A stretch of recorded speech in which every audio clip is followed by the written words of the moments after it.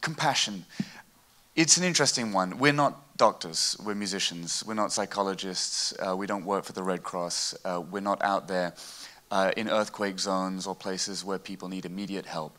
So when I was invited to do this and was given the subject matter, I had to think, okay, well, compassion in the broader sense, compassion in the sense of engaging with other people, empathizing, but then going that step further and saying, okay, how do we reach out and help other people as musicians? I've received very moving letters over the years from people who've come to concerts or been involved in concerts, saying, you know what, I was in a very difficult time in my life, and when I heard that piece and I heard that performance, it gave me hope. Because normally when I tell people that that's what I do, they say, okay, which bus route are you on then? And I say, well, that's not quite the kind of conductor I am. Can I take a sip of my coffee? I don't function very well without it, especially one of the reasons to go into music is not to have to do things at 8 in the morning. So, and normally I'll pick up my baton. We can talk about that at some point as well. People are like, what the hell is the baton? Why do you have a wand? I know that the observation when you're sitting outside and you're watching a conductor is the conductor is controlling what's happening. Yes, but also no. It's a constant give and take, and there's no rule about it. If, for example, we start a piece and I lead the full orchestra on the downbeat, and I'll give an impulse of energy. That's basically what it comes down to, is giving impulses of energy. That will lead to a reaction in the orchestra, which in turn comes back to me. I can see how they react, like pressing the gas pedal on a car. You know, if you get into a rental and it's kind of non-responsive, you have to push much harder than the car you have at home or a pedal bike or whatever. And it's the same thing from orchestra to orchestra, there'll be a different response. From day to day with the same orchestra, there'll be a different response. So you see how much energy you give. Now, let me just talk about orchestral musicians for a second. And one of the privileges of my life and my job, your average orchestral musician will have started playing their instrument probably at the age of 4, maybe 5. To get a job in a top orchestra like this, they will be creme de la creme. They'll be top 1% worldwide of instrumentalists, minimum.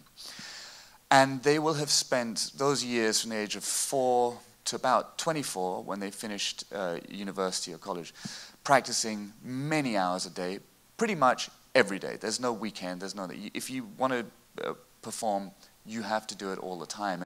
Even when they're the young musicians in the orchestra, you have people sitting there who are absolute masters of their trade. There can be not a second, but I mean not a second of BS in a rehearsal.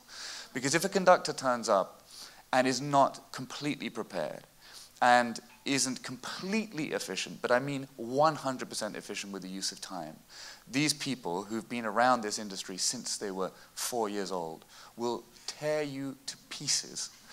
And that is something I wish on no one. But at the same time, forgetting the negative side, it is such a joy and a privilege to stand in front of people who have that level of expertise. There's a tolerance, because they're also tight-knit. There's a tolerance if one person makes a mistake. But you can see people thinking, Because of course, if 70 people make a mistake, just every rehearsal unit, and we'll do about an hour and 5 minutes, hour and 10 minutes and take a break. If 70 people make one mistake, playing thousands and thousands of notes, that's 70 mistakes in the course of an hour. And you hear them. And it affects everybody immediately. They also will sit, sometimes for 35 years, next to the same person. So you play the clarinet, and you're the first clarinet. Right here is the second clarinet.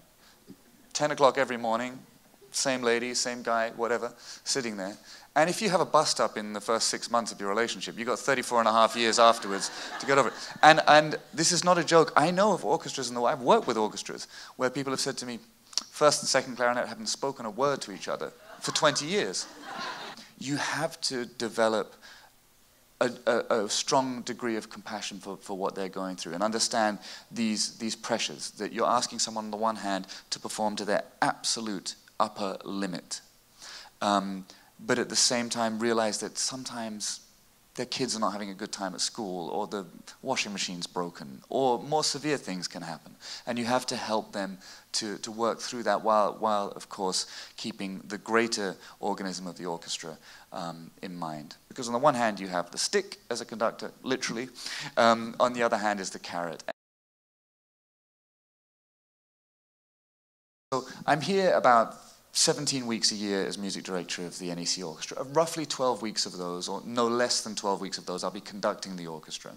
And another 5 weeks will be going out in the community, doing education, having meetings in different parts of the country to build the relationships with the NAC, meeting donors and patrons, doing talks in the morning like this, and generally being part of the life of the orchestra. My responsibility for the NAC Orchestra is the long-term artistic development of the orchestra. So having a vision of where I'd like the orchestra to go, how I'd like the orchestra to sound, what repertoire the orchestra performs, and having ultimate responsibility for which artists are invited to work with us. I have this strange element of my life that I actually then go somewhere else and do the same thing in other places. I have a position with the Royal Philharmonic Orchestra. It's called Principal Associate Conductor of the Royal Philharmonic Orchestra, which means that I have a series of concerts in London that I curate. So I'm responsible for the programming of those concerts,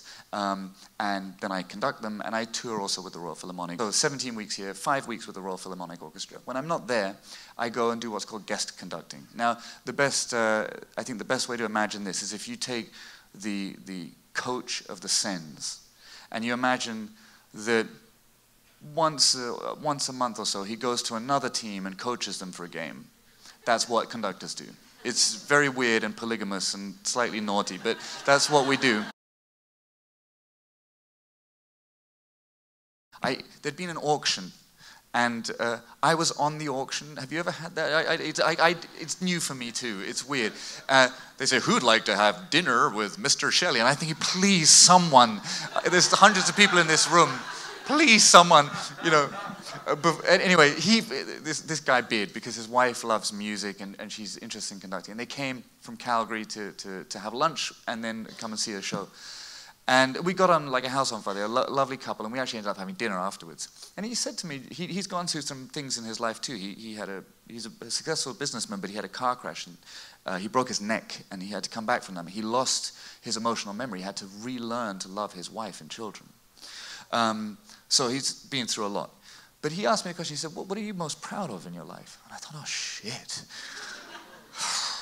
But actually, apart from my wonderful wife and the fact that I have a loving family, which I feel very lucky about, these things, these areas where I've been able to take my experience as a musician into education and work with young people are the things I'm genuinely proud of.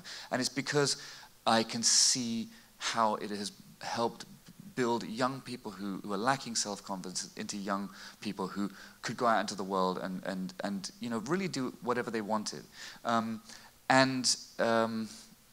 Music, many things, sports, pretty much any subject, but music has music and the arts have a great way of engaging with young people. And we live in an age where, unfortunately, in schools around the world, more utilitarian or overtly utilitarian subjects are being kept in the arts. I understand there's budget cuts, it's difficult, the arts are getting lost, but it's a bit of a vicious circle because people miss the fact that within the arts you learn so much. You learn compassion, you learn empathy, you learn communication, you learn to analyze, you learn what it is to serve a creator, but at the same time to serve an audience and then to lead groups.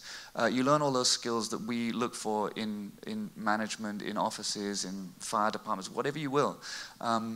So anyway, that's a little bit about me. I don't know if any of you have any questions, but Maxine looks furious at me. I think I've spoken way too long. Wow.